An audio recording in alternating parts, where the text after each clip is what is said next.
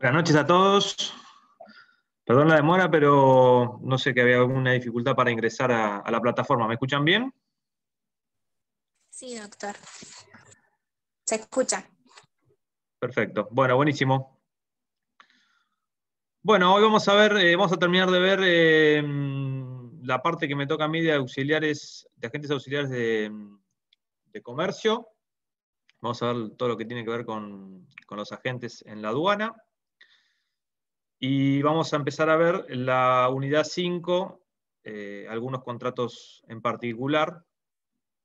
Vamos a ver cuántos alcanzamos a dar hoy y seguramente en 15 días seguiré con la unidad 5. Bueno, ¿se acuerdan que habíamos hablado en la clase anterior de todos los auxiliares del comerciante o del empresario, cómo lo ayudaban en el desarrollo de su actividad comercial?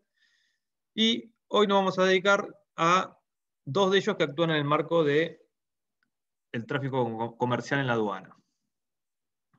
Como saben, las personas que están contenidas en el Código Aduanero, que se dedican a esta actividad en la aduana, actúan por cuenta de otros.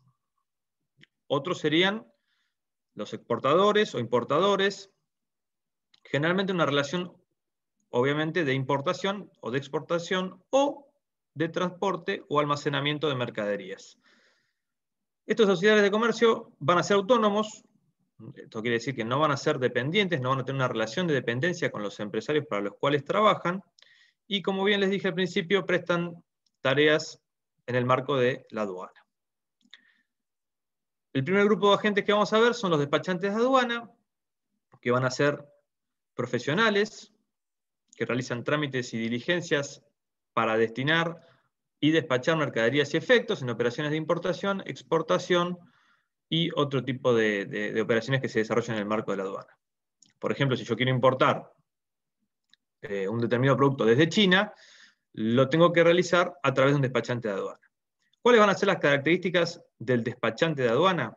Bueno, va a tener que ser una persona de existencia visible, van a actuar a nombres de otros, como bien les dije al principio, van a tener que acreditar eso mediante algún poder o alguna carta poder que le haya dado el empresario o la persona para la cual trabajan, y van a tratar personal y directamente con la aduana, representando, como bien les dije, a estos terceros o empresarios para los cuales desarrollan sus tareas. Esta relación de mandato, porque básicamente estamos hablando de un mandato, si ustedes vieron ya lo que era la teoría de la representación, que está en la unidad 2, ¿ya empezaron a verlo? Sí, ya lo vimos. Perfecto. Bueno, esto es básicamente una relación de mandato, por la cual yo le encargo al despachante de aduana que me realice los trámites en la aduana, justamente. Esta relación de mandato, sin embargo, puede llegar a ser reemplazada por una gestión a nombre propio. ¿Y cuándo se da esto? Cuando el despachante de aduana justamente es quien importa o exporta un determinado producto. En ese caso, la gestión puede hacerse a nombre propio. Digamos que es la excepción a la regla de que generalmente trabaja por cuenta de tercero o en representación de terceros. Otra característica del despachante de aduana va a ser que tiene una exclusividad en cuanto a su actuación en el marco de la aduana. Excepcionalmente puede actuar en más de una aduana, pero digamos que la regla general es que tiene una exclusividad en esa aduana donde él está registrado o inscripto.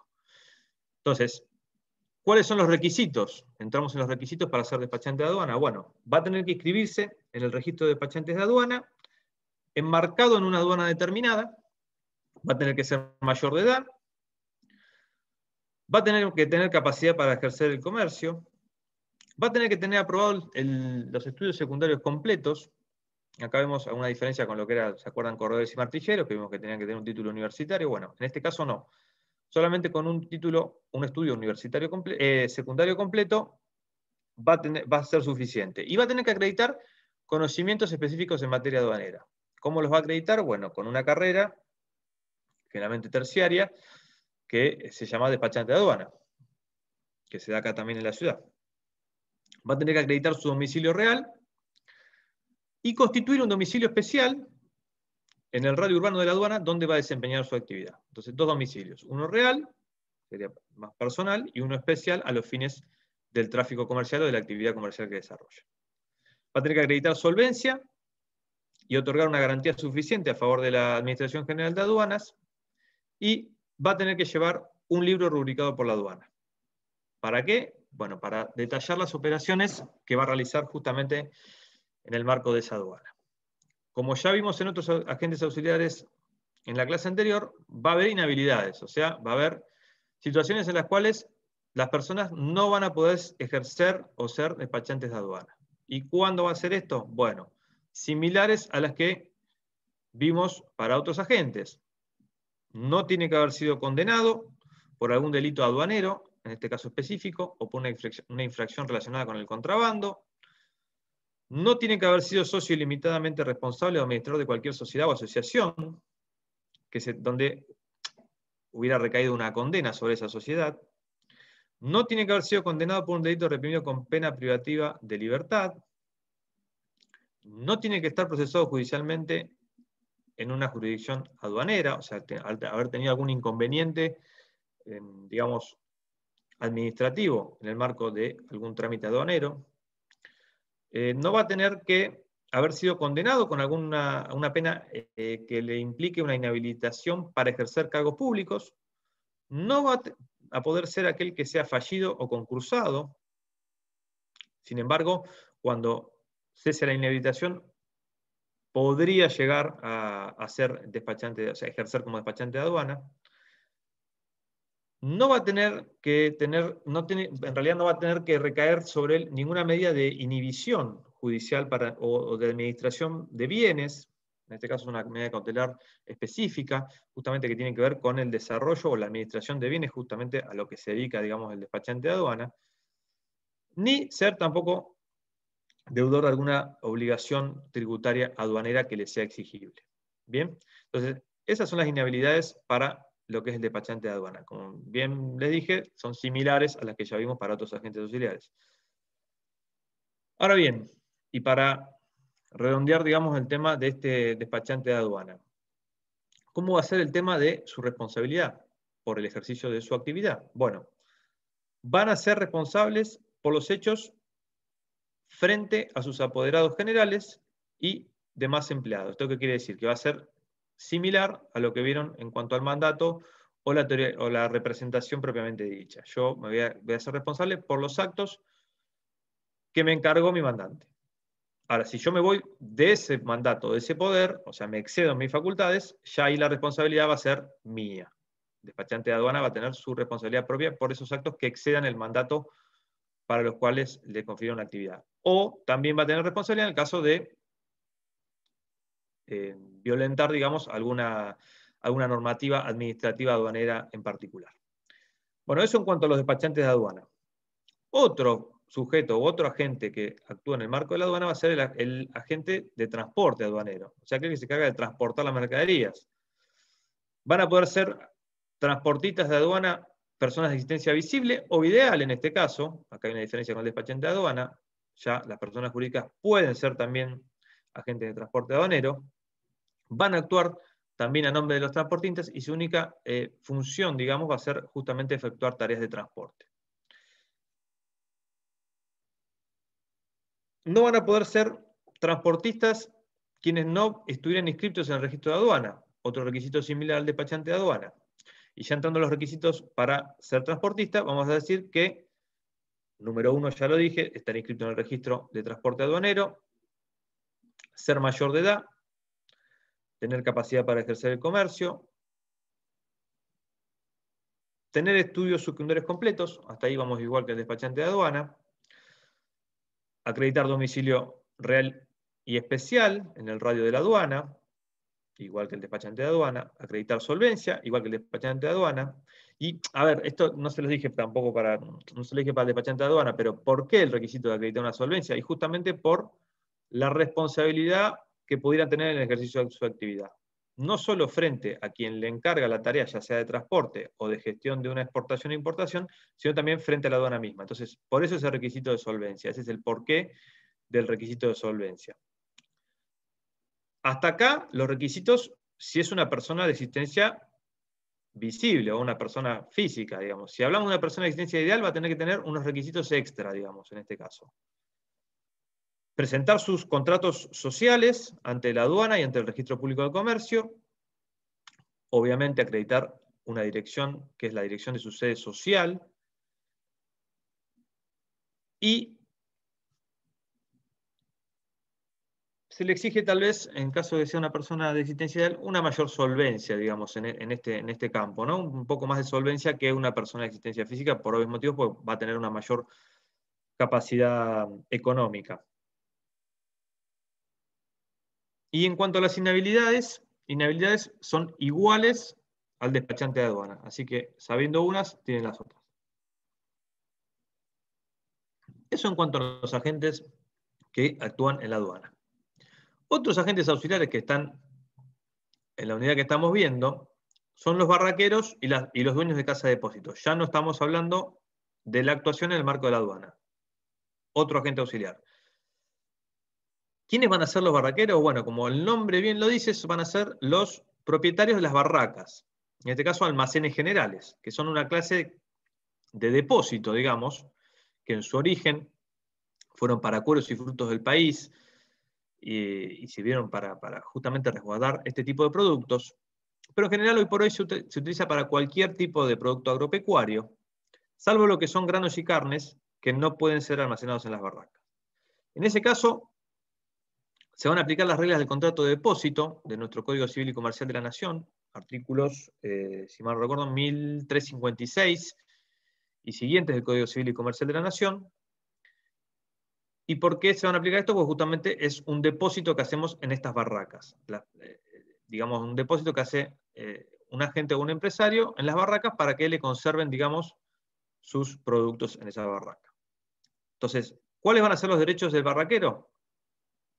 ¿Qué va a poder tener, digamos, como derecho? Bueno, primero, obviamente, cobrar una retribución por el depósito que se realiza en la barraca, según lo estipulado, y si no se estipula nada, como bien saben en materia comercial, se van a utilizar los usos y costumbres del lugar o lo que se utilice, el precio que se utilice en plaza para ese tipo de depósito.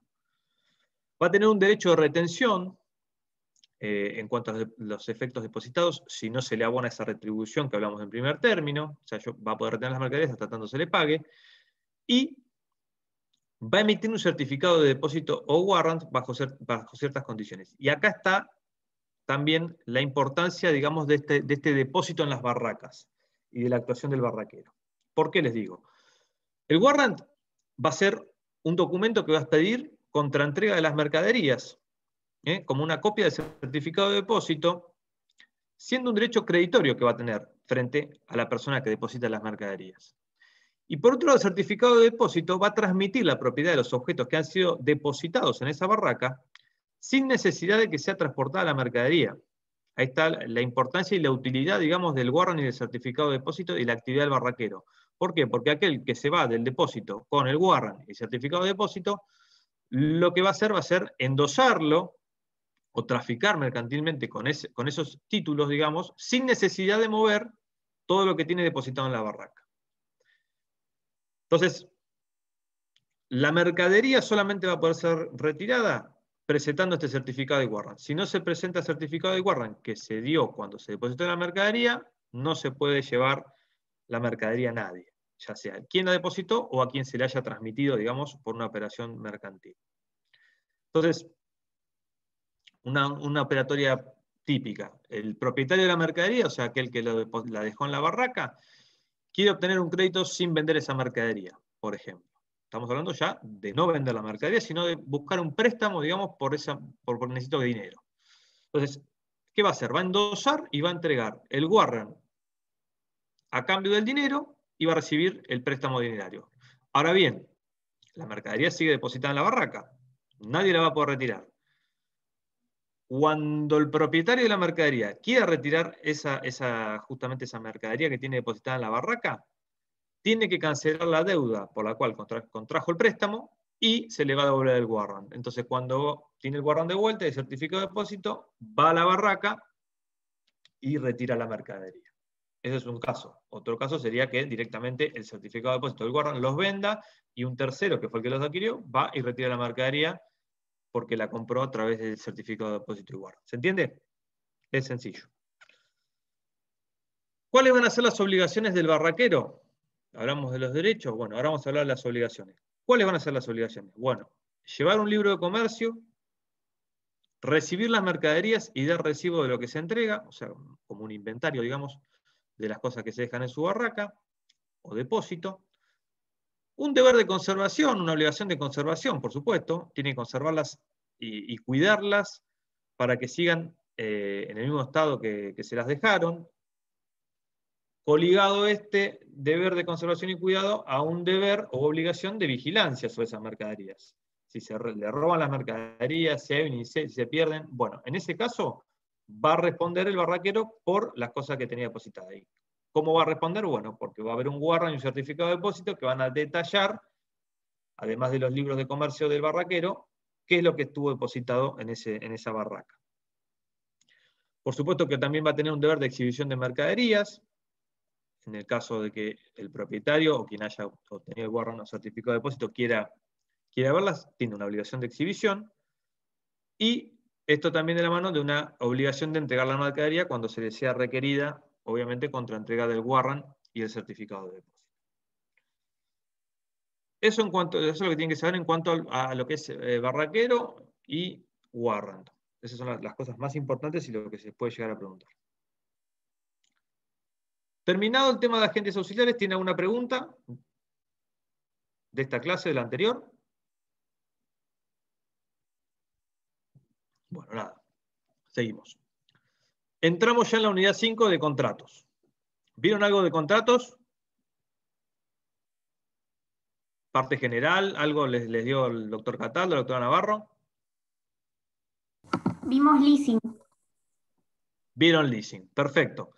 Bueno, contratos, les voy a hacer como una breve introducción, como para ponernos en tema de por qué vamos a ver determinadas características en este tipo de contratos comerciales, cómo se llegó, digamos, a la sanción, pues la mayoría de los contratos comerciales han sido atípicos mucho tiempo, hasta la sanción del Código Civil y Comercial de la Nación, y después vamos a empezar a ver algunos contratos en particular. Bien. Como bien saben, digamos, para entender un poco el tema, el contexto histórico en el que se desarrolló el derecho privado o el derecho comercial, principalmente estuvo enfocado durante muchos años, mucho tiempo, a lo que es el derecho de propiedad propiamente dicho, ¿no? Enfocado en lo que uno tenía, en lo que uno podía vender. Pero con la llegada de las codificaciones, en especial en lo que hace el derecho comercial, el Código de Napoleón, el eje o ese foco de la vista, digamos, del derecho comercial y del tráfico mercantil se desplazó de la propiedad a el contrato.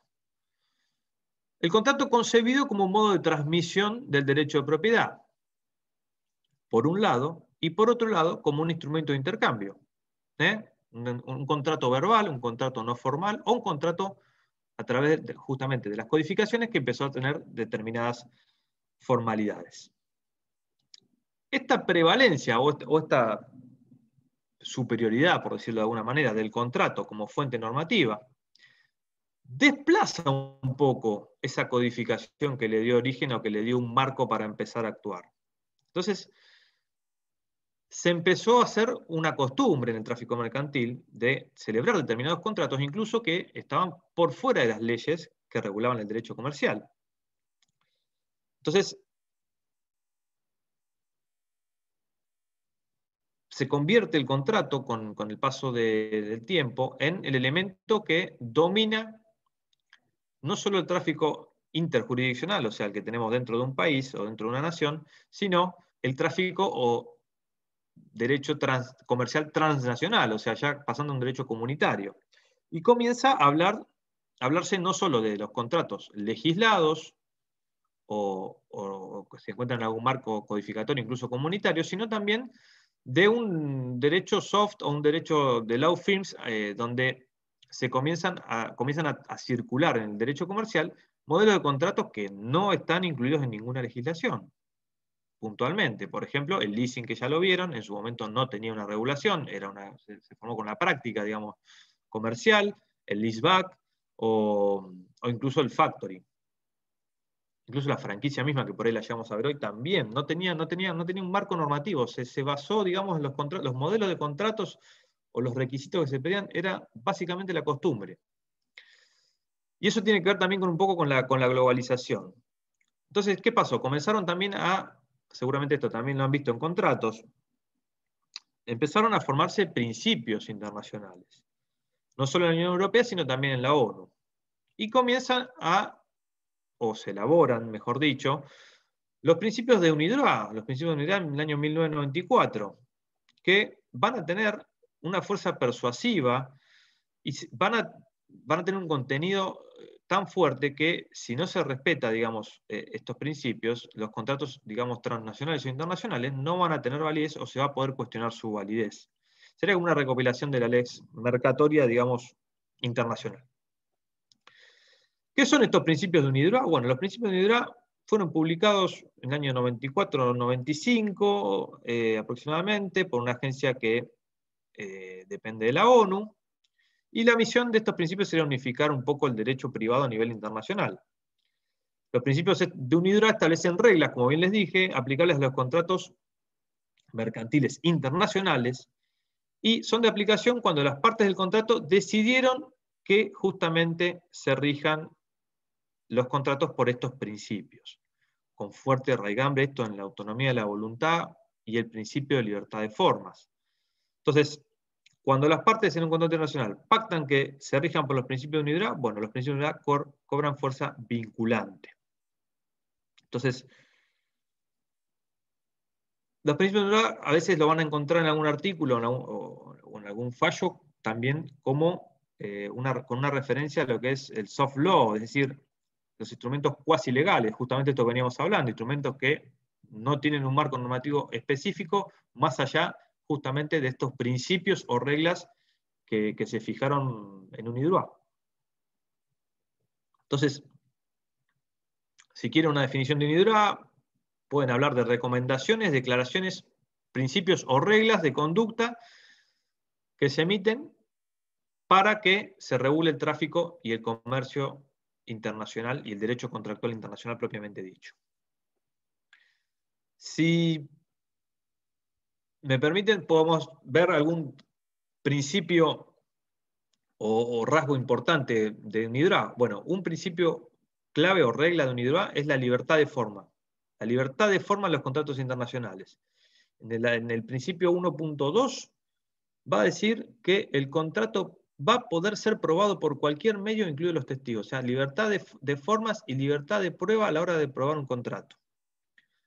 Otra regla importante de UNIDROIT, citamos la regla de UNIDROIT porque también van a tener trascendencia o influencia en la regulación del Código Civil y Comercial de la Nación que se sancionó hace 5 años. Una de las influencias justamente en la teoría general del contrato tiene que ver con los principios de UNIDROIT. Otro principio de UNIDROIT, como bien les decía, es reconocer los usos y costumbres del comercio internacional. En la regla 1.9 va a disponer que las partes van a estar obligadas por cualquier uso que sea conocido y regularmente observado en el comercio internacional por los sujetos participantes del tráfico mercantil. Otro principio de UNIDROIT que se aplica a los contratos internacionales va a ser el deber de confidencialidad. Cuando una de las partes proporciona información confidencial durante el curso de las negociaciones o de la celebración del contrato, la otra parte va a tener la obligación de no revelarla. Obviamente, si la revela, va a ser pasible de una acción de daños y perjuicios por esa revelación. Y también va a tener influencia en las negociaciones previas, no solo en la celebración del contrato propiamente dicha, sino en todas esas tratativas preliminares que llevan a la celebración del contrato. Bueno, en ese caso, también UNIDROIT va a tener una influencia y va a reconocer un derecho a favor de la parte que se vio perjudicada por la interrupción de la otra parte en forma intempestiva o de mala fe. Si me causó un perjuicio a través de eso, yo voy a tener el derecho a reclamar también unos daños y perjuicios en base a esto. Entonces, Llegamos a la sanción del Código Civil y Comercial de la Nación. A diferencia del Código de Vélez, va a estar un poco más estructurado, digamos, el tema de la teoría del contrato, y se va a abandonar un poco el modelo de contrato clásico, ¿no? El contrato clásico y estructurado con un marco regulatorio codificado, y se va a dar paso a una mayor autonomía de la voluntad e incluso una regulación o un capítulo propiamente dicho del contrato de consumo. Sin perjuicio de esta libertad de formas, de este reconocimiento de la autonomía de voluntad y de esta parte destinada al contrato de consumo, hoy por hoy, en el tráfico comercial y desde el propio derecho del consumidor, vamos a ver que esa autonomía de voluntad muchas veces no se encuentra presente en la celebración de los contratos, y me estoy refiriendo a los contratos de adhesión o los contratos predispuestos, que generalmente nosotros cuando vamos a celebrar con una empresa, como consumidores, nos encontramos con un formulario que está preimpreso, con cláusulas predispuestas por el oferente del servicio o del producto, y donde nosotros solamente tenemos que dar un consentimiento a todo lo que nos impone, digamos, entre comillas, esa empresa o empresario en la celebración del contrato. Entonces, por un lado, ver que se flexibilizó mucho el tema del contrato en cuanto a las formas y a la autonomía de voluntad, pero por otro lado, también, y por una cuestión práctica y de poder, entre comillas, de estas empresas que nos dan contratos predispuestos, también tenemos contratos donde la libertad de formas o de autonomía de voluntad o igualdad negocial al momento de celebrar el contrato no está presente. ¿Por qué tanta importancia con el contrato? Porque el contrato es justamente, como les dije al principio, la vida propia del tráfico mercantil. Si los contratos, todo el tiempo celebramos contratos, incluso contratos no formales. Si nos tomamos un colectivo, celebramos un contrato de transporte. O sea, el contrato siempre está presente, digamos, en nuestra vida diaria y en la vida comercial. Entonces, ¿qué punto es importante o qué innovación nos trae el código, digamos, en este punto? Bueno, nos habla de un diálogo de fuentes también. ¿Y qué es un diálogo de fuentes? ¿O cómo lo relacionamos con lo que venimos charlando? Bueno, justamente lo que les decía, el principio de unidad, los principios de unidad que tienen influencia en nuestro código, la interpretación del contrato, no solamente en el marco justamente contractual o de las cláusulas del contrato, que va a ser la primer, digamos, fuente a la cual vamos a recurrir para interpretar un contrato, pero cuando esa cláusula no está clara o cuando da lugar a algún inconveniente entre las partes, bueno, dialogar con otras fuentes, con otras normativas, con otros principios que tienen relación con ese contrato. Obviamente no vamos a ir a una fuente que no tiene ningún tipo de relación con el contrato, para poder justamente darle una salida, digamos, a ese inconveniente o a esa interpretación que queremos hacer del contrato. Contrato que está definido en el artículo 957. ¿Qué es un contrato? Lo define el código. Como el código, por un lado, da libertad de formas o da determinadas libertades, digamos, a la hora de contratar, también es preciso en cuanto a algunas definiciones. Bueno, la definición de contrato está en el 957. La definición de contrato va a decir que es un acto jurídico mediante el cual dos o más partes van a manifestar su consentimiento para crear, regular, modificar, transferir o extinguir relaciones jurídicas patrimoniales. Esa es la definición precisa de contrato. Y en cuanto al diálogo de fuentes, para no olvidarme tampoco, no solamente vamos a recurrir a las fuentes internas, sino también a las fuentes externas. Y no solamente a los principios de unidad, como les dije, sino también a lo que tiene que ver con tratados de jerarquía constitucional, tratados que han sido reconocidos por nuestro Congreso, o convenciones también que regulan determinadas cuestiones relacionadas con el tráfico mercantil. Entonces, si vamos a una clasificación de contratos, y para terminar esta introducción, digamos, que les hago con el tema de contratos, van a tener, hay muchas clasificaciones, pero me parece que la más importante, la más estructural, es aquella que los divide en tres grupos. Primero, los contratos libremente negociados o paritarios, que van a ser aquellos regulados en el código a partir del artículo 990. Un segundo grupo, que van a ser los celebrados por adhesión o con cláusulas predispuestas, regulado también en el código a partir de 1992. Y un tercer grupo, que van a ser los contratos de consumo. Llegado al punto acá, terminamos esta como, digamos, introducción y nos vamos a meter en los contratos en particular que están en la unidad 5. Para entender un poco los contratos de la unidad 5, tenemos que entender un poco la mecánica comercial o la mecánica del empresario en el marco del tráfico mercantil. En un principio, ¿no? en el principio de la evolución, digamos, histórica del comercio, el empresario le bastaba con trasladarse en su propio ámbito o en su propia localidad o en las localidades cercanas, personalmente, y con eso podía colmar, digamos, sus necesidades de tráfico comercial o distribución de productos o servicios. ¿Qué pasó? Bueno, aumentó el comercio, se produjo un fenómeno de globalización, los medios técnicos aumentaron, se proliferaron, y ya no alcanzó, o sea, no le da el tiempo, digamos, al empresario para trasladarse a todo el mundo, o a países cercanos, bueno. Entonces empezaron a diseñar estrategias o modelos de contrato o de negocio para que este empresario pudiera distribuir su producto o su servicio en mayor territorio. Los contratos que me tocan a mí, digamos, en este tramo de la materia, tienen que ver justamente con la distribución. Son contratos de distribución. El contrato de distribución propiamente dicho, el contrato de concesión y el contrato de franquicia. No nos tenemos que olvidar entonces estructuralmente que estos contratos tienen como objetivo justamente generar las estructuras o vínculos que hagan posible la penetración de productos o servicios del empresario en la mayor cantidad de territorio posible o que tenga la mayor llegada a la gente de forma posible.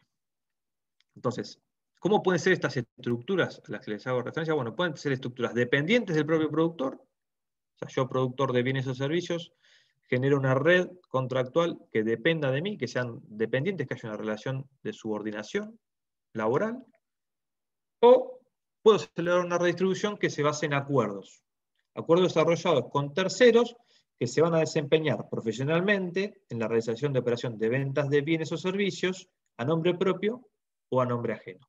Entonces, por un lado, dos estructuras, subordinación o no subordinación, por decirlo de alguna manera, o acuerdos para que esos proveedores me distribuyan los bienes y servicios a mí, pero no tengan una subordinación total a mí. Entonces, en la hipótesis que se recurra, digamos, a una solución externa, no a una red interna, o sea, una solución externa, vamos a tener que justamente formar este marco contractual externo y eso se va a modificar según qué bienes o servicios yo quiera distribuir. Si hablamos de dos grandes grupos, vamos a hablar de los grupos de agencia y de distribución. Lo que es agencia lo van a ver con Luciana, seguramente, y lo que es distribución, como bien les dije, lo van a ver conmigo.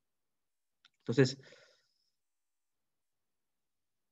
la agencia comercial va a estar regulada en el Código Civil y Comercial de la Nación, no estaba regulada antes en los códigos, 1479 a 1501. La concesión va a estar a partir del 1502 y la franquicia va a estar a partir del 1512 al 1524. Entonces, ¿cómo llegamos a la legislación de hoy? Bueno, la legislación de hoy tiene que ver con la práctica y con la costumbre. ¿Por qué? Porque si ustedes van al Código de Comercio, el Código de Comercio no contenía la mayoría de los contratos que hoy se usan, que cayó en desuso, digamos, en cierto punto. Entonces, ¿qué pasaba en ese momento? No existía la franquicia, no existía la concesión hasta que se sancionó el Código Civil y Comercial de la Nación. No, ya existían los contratos antes de la sanción del Código Civil y Comercial de la Nación. Existían y se basaban justamente o en leyes particulares que los regulaban, o bien se basaban en los usos y costumbres. El contrato de distribución propiamente dicho y la concesión de la franquicia recién arrancan, para que tengan una idea, en la segunda mitad del siglo XX, son contratos relativamente nuevos. Y justamente tienen que ver con la logística y producción. Si ponemos un hecho histórico, tal vez puede ser la Segunda Guerra Mundial, pero básicamente arrancan en ese tramo histórico, digamos, del comercio.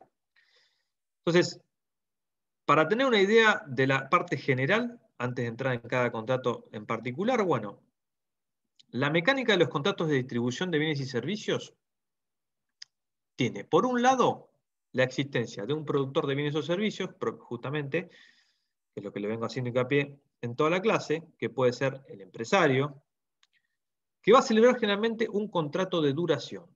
Otra característica de estos contratos de distribución en forma general. Duración. Yo busco una perdurabilidad, busco darle estabilidad al contrato para justamente que se genere un vínculo efectivo con la persona que va a distribuir mis bienes y servicios, y por otro lado yo también le garantizo a esa persona una determinada duración del contrato que no se va a cortar intempestivamente. Entonces yo, por un lado, gano yo y gana la otra persona una estabilidad o perdurabilidad. Los contratos de duración o de larga duración están justamente contenidos en el 1101 del Código Civil y Comercial de la Nación. Y otra característica de estos contratos de distribución va a ser que se van a celebrar entre partes autónomas. Bien, partes que cada una va a tener su propia actividad. No va a haber una subordinación, como bien les dije al principio. No hay subordinación. Y el objeto de este grupo de contratos justamente es la distribución de bienes o servicios. Si llegara a existir un intermediario, si hay un intermediario, ya no estamos hablando de contratos de distribución, de concesión o de franquicia, sino que vamos a estar hablando de agencia. Y eso lo van a ver bien justamente con Luciana. Cuando hablamos de contratos, de este grupo de contratos de distribución o de concesión, vamos a hablar de representación y no de intermediación. Entonces, caracteres comunes, dos empresas autónomas, vínculo de cooperación que va hacia un objetivo común, justamente la distribución de productos, de bienes o servicios, la permanencia o característica de duración, una relación bilateral onerosa y conmutativa, y la comercialización de bienes o servicios de una de las partes mediante generalmente una organización vertical. Si hablamos de la estructura de los contratos, bueno, los contratos generalmente van a ser contratos de adhesión. ¿Por qué? Porque los va a predisponer el empresario justamente respecto de las personas que se van a encargar de distribuir o de ofrecer sus bienes o servicios. Entramos en el contrato de distribución propiamente dicho. Si definimos la distribución o le damos un marco teórico, bueno, la distribución va a ser el conjunto de actividades que tienen por objeto poner en circulación un bien o servicio, en el marco de un proceso que va a transcurrir desde su terminación o producción en el caso de bienes, o diseño en el caso de que sean servicios, hasta el momento que son adquiridos por consumidores o usuarios. En este proceso, justamente, va a poder participar de manera exclusiva el productor o prestador, o bien puede incorporar diversos actores, que pueden ser representantes, digamos, de esa persona. En ese caso se forman los llamados canales de comercialización, digamos, propiamente dicho. ¿Cómo puede ser esa distribución? ¿Qué clases de distribución podemos encontrar? Bueno, una distribución directa, por un lado, o indirecta por otro. Si es directa la distribución, van a ser aquellos modelos donde se va a producir un paso o transmisión directa o inmediata de la propiedad de las mercaderías o de la prestación de servicios por parte del productor o proveedor al destinatario o consumidor, justamente sin la presencia de un representante que temporalmente tenga esas mercaderías para redistribuirlas.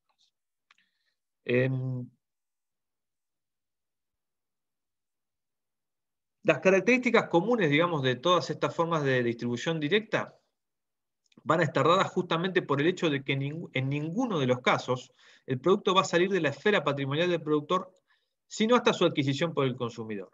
No hay alguien en el medio que temporalmente tenga los productos o servicios. Si pasa eso en la distribución indirecta. ¿Cuándo entonces distribución indirecta? Cuando el fabricante o mayorista de bienes, para que sea una idea, generalmente háganse la idea de lo que es un mayorista de bienes, o una empresa que se dedique justamente a la producción mayoritaria de bienes o servicios, envía sus productos al mercado, pero con al menos una reventa, justamente a terceros independientes. Yo mayorista, yo productor de bienes o servicios, produzco el bien, se lo doy a un tercero, ese tercero me lo compra, le pone un plus a ese precio y lo vende justamente a consumidores o usuarios. Entonces, justamente el lucro en la distribución indirecta va a estar dado justamente por ese valor o ese plus de la reventa que hace ese tercero o representante o intermediario, por decirlo de alguna manera, entre productor y consumidor.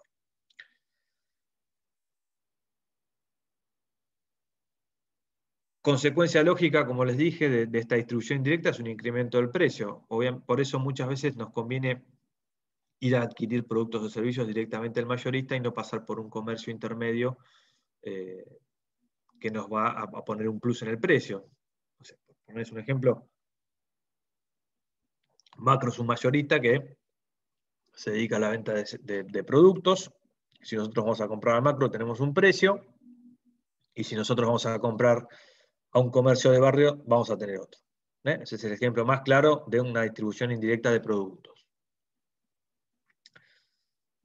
¿Qué definición podemos dar del contrato de distribución propiamente dicho? Bueno, para que la tengan, va a ser la relación contractual entre dos empresas jurídicamente independientes, donde una produce bienes o servicios y la otra se encarga de comercializarlos. No va a existir un vínculo laboral o societario, sino que va a existir justamente un vínculo económico. Esto es lo más importante. La existencia de un vínculo económico. Yo te doy los productos y servicios para que vos los distribuyas en el mercado, y en ese caso la vinculación es de neto corte económico. No hay subordinación, no hay sociedad. ¿Cómo va a ser el régimen de responsabilidad? Como en cada contrato lo vamos a dividir de esa forma. Por un lado, ¿qué es el contrato? ¿Qué abarca? ¿Qué sujetos intervienen? ¿Qué vinculación o qué importancia tiene económicamente? ¿Qué derechos y obligaciones surgen del contrato? ¿Y cómo va a ser el régimen de responsabilidad de los sujetos? Esa es la estructura que vamos a ver en los tres contratos. Bueno, ¿cómo va a ser la responsabilidad en el contrato de distribución frente a terceros? Si hay un incumplimiento contractual por la falta de entrega del producto, va a responder justamente el distribuidor frente al consumidor. Diferencia que vamos a ver con el contrato de franquicia o cuando vean el de agencia, porque en esto último hay representación. En la distribución, como les dije recién, no hay representación, sino que hay vinculación económica. ¿Qué va a pasar si hay un incumplimiento contractual por una falta de calidad o defecto en el producto?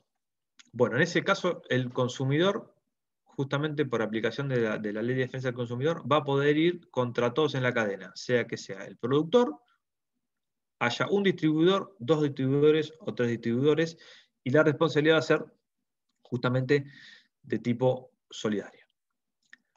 Eso en el marco del contrato propiamente dicho, digamos, de adquisición de bienes o servicios. Ahora, ¿cómo va a ser la responsabilidad en caso que se haya producido un daño o perjuicio por un vínculo extracontractual? Bueno, en ese caso también se va a aplicar la Ley de Defensa del Consumidor, se va a aplicar el artículo 40 y va a haber una responsabilidad solidaria de toda la red de distribución. ¿Bien? ¿Por qué? Justamente por una obligación o deber de seguridad que va a pesar justamente en cabeza de todos esos miembros de la red de distribución, de la llamada obligación tácita de seguridad. Bien. Para el resto del contrato se van a aplicar todo lo que tiene que ver con derechos, obligaciones y reglas del contrato de concesión. ¿Y esto de dónde sale? Sale del artículo 1511 del Código Civil y Comercial de la Nación. Entonces, cuando estudian concesión, van a estudiar distribución también en cuanto a estos ítems. Entramos entonces justamente en el contrato de concesión. Dejamos la distribución propiamente dicha y entramos a la concesión. El contrato de concesión va a estar regulado en los artículos 1502 a 1511 del Código Civil y Comercial de la Nación. Cuando uno habla de concesión, ¿qué es lo primero que se le viene a la mente? ¿Qué se le viene a la mente a ustedes cuando hablan de concesión? ¿Qué piensan?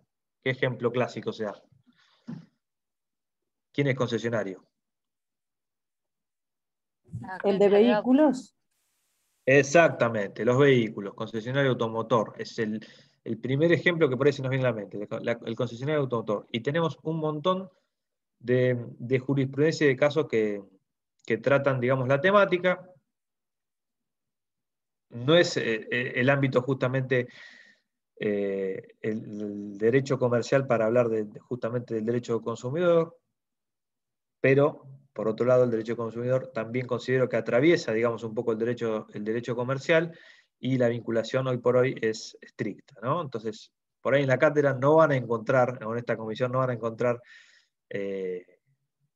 muchos adeptos a esta posición, pero bueno, es mi posición. Si bien no dejo de ser comercialista, pienso que el derecho de consumo atraviesa un poco el derecho comercial y tiene hoy por hoy una íntima relación. ¿Por qué lo digo? Porque hoy por hoy la mayoría de los casos en la jurisprudencia que tienen que ver con concesionarios de automotores por desperfectos en el automotor o falta de entrega de vehículos u otro tipo de problema que surja del contrato de concesión, si es el consumidor quien reclama, va a tener justamente como si fuera un sable que atraviesa, digamos, toda la cadena de concesión o de distribución, que es parte desde el fabricante automotor a el último eslabón, que es el consumidor. Fabricante, concesionario, taller, si llegara a estar también involucrado un taller, si hay algún tipo de reparación. Bueno, hoy por hoy, si hay un consumidor en el medio o contratante, digamos, va a haber un trasvasamiento o una transversalidad en toda esa cadena que hace que hablemos ya justamente de un derecho comercial atravesado por un derecho de consumo.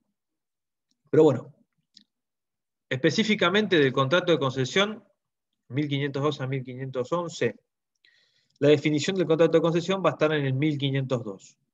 ¿Y qué les va a decir? Bueno, les va a decir que es un contrato celebrado por un lado por el concesionario, que va a actuar por nombre y cuenta propia frente a terceros, o sea, yo concesionario actúo frente a terceros a nombre propio, no a nombre de Renault, por ejemplo. Si ponemos concesionario Autos del Mar, bueno, actúa a nombre propia, y se va a obligar, mediante una retribución que le va a dar justamente el concedente, aquel que le da el negocio, a disponer de su organización empresaria para comercializar mercaderías provistas justamente por el concedente, prestar servicios y proveer repuestos y accesorios según se haya convenido en el contrato de concesión. Entonces vamos a tener dos sujetos del contrato. Por un lado el concedente, que es el que da las mercaderías o repuestos, o da las pautas de cómo brindar un determinado servicio, y por otro lado el concesionario, el que va a actuar por nombre y cuenta propia frente a terceros, comercializando las mercaderías o servicios o repuestos justamente que le da el concedente. ¿Qué característica o qué, me dicen, cuál es la característica más importante por ahí del contrato? Bueno, es la exclusividad. La exclusividad, y la exclusividad está expresamente contenida en el artículo 1503 y 1510 del Código Civil y Comercial de la Nación. Sin perjuicio de lo cual, y justamente por el principio de autonomía de la voluntad o de libertad a la hora de contratar, esta exclusividad puede ser dejada de lado por las partes si se conviene expresamente en el contrato. Ahora bien, esta exclusividad, ¿qué va a implicar? Bueno, va a implicar, por un lado, que la concesión, o que este contrato de concesión, va a tener un territorio o una zona de influencia determinada justamente en el contrato. Esa exclusividad justamente va a estar dada por una zona territorial. ¿Qué quiere decir esto? Que el concedente no va a poder autorizar otra concesión, no le va a poder dar el negocio, por decirlo de alguna manera, en el mismo territorio donde el concesionario desarrolla su actividad. Y por otro lado, el concesionario no va a poder ejercer actos propios de la concesión fuera de los límites de ese territorio que está determinado justamente en el contrato. O bien, por otro lado, actuar o participar en actividades que puedan llegar a competir con los bienes o servicios propios de la concesión. Entonces, la exclusividad, por un lado, para que tenga una idea, territorial, y por otro lado, funcional en cuanto a no participar en actividades que puedan llegar a competir justamente en los propios bienes o servicios que yo trato de distribuir o de vender. Esta regla tiene una excepción. Como toda regla siempre hay una excepción. Bueno, en este caso, ¿qué excepción tenemos? Bueno, va a poder designar el concesionario subconcesionarios o puntos de venta determinados siempre y cuando se pacte expresamente en el contrato. Bien. ¿Qué obligaciones surgen para el concedente? O sea, para aquel que da el negocio. Las pueden ver en el 1504 del Código Civil y Comercial de la Nación. Bueno, por un lado, lógicamente, proveer de mercaderías al concesionario en forma mínima para que brinde su venta o su servicio de la mejor manera posible o de la manera que ha sido convenida o ha sido tenida en miras, digamos, al momento de contratar. Y esto que tiene que ver justamente con las expectativas de venta o las expectativas que tiene el concesionario justamente en ese territorio, zona donde desarrolla su actividad. Entonces, si hay determinados objetivos de venta en el contrato, o hay determinadas pautas de comercialización, o determinados márgenes de ganancia, digamos, o de venta en el contrato justamente pactado entre las partes, el concedente tiene que brindarle la cantidad necesaria de bienes o servicios o de repuestos para que el concesionario pueda alcanzarlos. Otra obligación va a ser respetar el territorio o la zona de influencia justamente asignada en esto que tiene que ver con la exclusividad por parte del concesionario.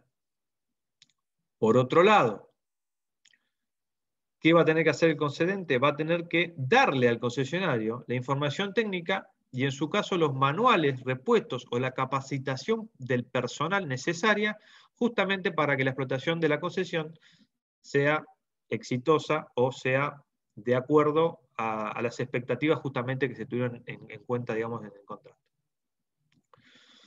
Por ejemplo, a ver, un ejemplo. Por ahí tienen conocimiento, por ahí no. En el caso de Renault, el Renault Captur tuvo una campaña dirigida, digamos, al cambio de un gancho que está en el capó. Y uno, había dos formas, digamos, o te noticiaba, digamos, el propio concesionario de esto, o vos te enterabas por los medios. Bien, sea cual fuera la forma que vos llegás a la concesionaria, te dan un turno y te informan que los repuestos no habían sido remitidos por el concedente en tiempo oportuno. ¿Esto qué quiere decir? Que por un lado te dan el turno para hacerte la reparación o para ponerte el gancho, y por otro lado, los 2 o 3 días te decían que no había llegado el gancho y te posponían el turno. Entonces, concretada esa puesta de gancho en el capó, digamos que habría un cumplimiento por parte del concesionario en el servicio que te promete, y por otro lado un cumplimiento del concedente en el envío del repuesto. Ahora, ¿qué pasaba si el concedente no enviaba el repuesto? Bueno, ahí tienen un ejemplo justamente de lo que podría ser un incumplimiento de una de las obligaciones principales del concedente. Y en ese caso, obviamente, daría lugar a algún tipo de reclamo o de responsabilidad justamente por parte del concedente, en el caso de que yo fuera por la ruta y se me volara el capó porque no me habían puesto el gancho. Entonces, visto ese ejemplo, otra obligación del concedente, y la última, va a ser que va a tener que permitir el uso de las marcas, o de las marcas comerciales, por decirlo de alguna manera, en lo que tiene que ver con la explotación de la concesión y para la publicidad justamente de esa concesión en el territorio exclusivo donde se desarrolla. ¿Cuáles van a ser las obligaciones del concesionario? Dejamos al concedente, que es el que da el bien o servicio, vamos al concesionario, que es el que lo comercializa, lo distribuye. Bueno, ¿qué obligaciones? Bueno, comprar las mercaderías o los repuestos en forma exclusiva con el concedente y mantener justamente la cantidad suficiente para garantizar, digamos, la continuidad del negocio y la atención a los consumidores. Otra obligación va a ser respetar los límites geográficos de actuación y no comercializar fuera de ellos, ya sea de forma propia o a través de terceras personas. Tener locales y equipos necesarios para el cumplimiento de la actividad. Adoptar un sistema de ventas, de publicidad y de contabilidad que fije el concedente y capacitar al personal conforme las normas del concedente. ¿Qué excepción a la regla podemos encontrar? Bueno, que puede vender otras mercaderías o productos si está autorizado en el contrato. Si está autorizado en el contrato, entonces puede salirse, digamos, de esa exclusividad que es la raíz, digamos, de este contrato de concesión. En cuanto al plazo de duración del contrato, bueno, no va a poder ser inferior a 4 años. Sin embargo, si se pactara un plazo menor o se celebrara el contrato de forma indeterminada, se va a entender pactado en 4 años. Bien, o sea, no puede ser inferior a 4 años. Si no lo pactamos, también se entiende que por 4 años, y si se pacta un plazo menor, 4 años. Digamos que en este caso la norma es de orden público. Excepcionalmente, el Código Civil y Comercial de la Nación nos dice que puede preverse un plazo menor de 2 años si el concedente le da al concesionario el uso de las instalaciones principales para el desempeño de la concesión. Esa es la excepción que tiene que tener en cuenta al momento del examen si se les pregunta. O sea, principio general, 4 años. Si hay un plazo menor, se entiende por 4 años. Pero si se pacta 2 años de contrato y le damos las instalaciones principales al concesionario, en ese caso es válido el plazo menor. ¿Qué pasa si la relación continúa luego de vencido el plazo, sin especificar un nuevo plazo? Bueno, se va a entender que se pacta por tiempo indeterminado. En cuanto a la retribución, el concesionario va a tener derecho a una retribución, que puede ser una comisión fija, un porcentaje, puede ser un margen de ganancia determinado, o bien una cantidad fija de dinero como si fuera un sueldo, digamos, por decirlo de alguna forma. ¿Qué pasa con los gastos de la explotación? Bueno, los gastos de la explotación van a ser justamente a cargo del concesionario, salvo que se pacte en contrario. Por último, y para ir terminando hoy, ¿cómo va a poder terminar? ¿Cómo va a finalizar el contrato? Bien, si el contrato es por plazo indeterminado, tiene que haber un preaviso, que va a ser de 1 mes por cada año de vigencia del contrato, debiendo coincidir el final del plazo de este plazo de preaviso con el final del mes calendario en el que opera. Pueden aplicarse plazos de preaviso superiores a los legales, pero siempre teniendo en cuenta esta regla que les acabo de decir. Si se omite el preaviso, ¿qué pasa? Bueno, va a haber derecho a una indemnización a la parte por no preavisarle, o sea, por interrumpir, por cortar el contrato intempestivamente, que van a ser las ganancias dejadas de percibir justamente por ese periodo de omisión del preaviso. Si vamos al Código Civil y Comercial de la Nación, van a ver que esto es la aplicación generalmente del contrato de lo que es la regulación del preaviso en el contrato de agencia, 1492 y 1493.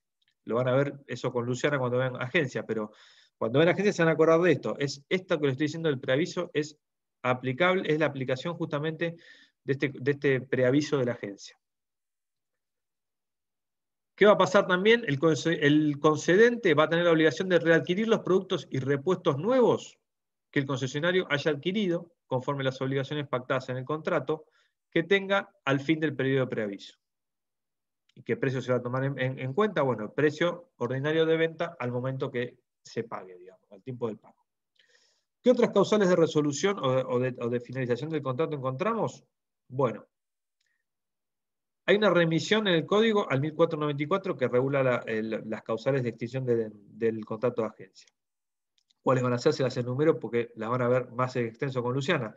Muerte o incapacidad del concesionario, disolución de la persona jurídica que celebra el contrato que no derive en una fusión o escisión, quiebra de cualquiera de las partes, vencimiento del plazo, incumplimiento grave o reiterado de las obligaciones de una de las partes, o disminución significativa del volumen de negocios, justamente una causal que tiene que ver justamente con el vínculo o la vinculación o el fin económico del contrato. Acuérdense que las reglas de este contrato de concesión se van a aplicar al contrato de distribución en cuanto no haya una regulación específica del contrato de distribución. Entonces, para que les quede claro como resumen del contrato, es un contrato de representación donde, si bien no hay una subordinación al concedente, como puede haber en la franquicia, que va a ser mucho mayor, sí va a haber una exclusividad que va a versar una exclusividad territorial por un lado y funcional por otro. Y va a tener una regla general en cuanto al plazo de duración que va a ser de 4 años. ¿Bien? ¿Preguntas? Del tema no, profesor, pero quería hacerle consultas respecto del parcial que aparentemente vamos a tener la semana que viene. La semana que viene. El profesor Cataldo nos dijo, sí. Sí, eso te dijo. escucho. Parcialito, igual. Era un parcialito de 3 preguntas, 6 minutos. Lo que queríamos saber es si qué abarca y qué incidencia tiene en el tema de las notas o es solamente conceptual. Mirá, el doctor Cataldo no me comunicó nada al respecto. Yo entiendo que debería ser una cuestión conceptual porque el parcial probablemente dicho creo que lo tiene el 30 de abril, me parece, si no vi mal el cronograma del centro. Sí, ese es el día. Bien. Entiendo que va a ser conceptual y para ver cómo vienen ustedes con la materia. No, me parece que no, pero bueno, en todo caso, déjeme que le consulte al doctor Cataldo y en todo caso publicamos algo en el campus o sí, mejor, en el campus sí se da noticia a todos. Déjeme que le consulte y lo publicamos. Bueno. Profe, tengo una duda. Sí. Al principio, cuando habló de distribución, puede ser que haya dicho que agencia, franquicia y distribución eran contratos de distribución. Ahí me perdí. No, a ver, la agencia, sí, a ver, podés hablar de una distribución en forma general de productos y servicios, y dentro de esa distribución podés subdividir los contratos en distribución propiamente dicha, agencia, franquicia, concesión. Eso quise decir. Por ahí no se entendió, pero es esa la clasificación, digamos, general. Son todos contratos de distribución de bienes o servicios. Gracias. De nada.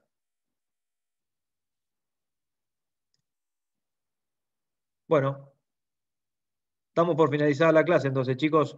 El miércoles que viene seguramente le va a dar Luciana. No les dio el anterior porque fue feriado. Y bueno, nada. Conmigo tendrían en 15 días. Seguimos con un poco más de distribución, algo de concesión, algunas diferencias con otros contratos y entramos también en lo que es franquicia. ¿Sí? Por si quieren ir leyendo algo. Bueno, les mando un saludo. Buenas noches. Que terminen lindo el día. Gracias igualmente. Gracias. Hasta luego. De nada. Chao, gracias, adiós. Hasta luego.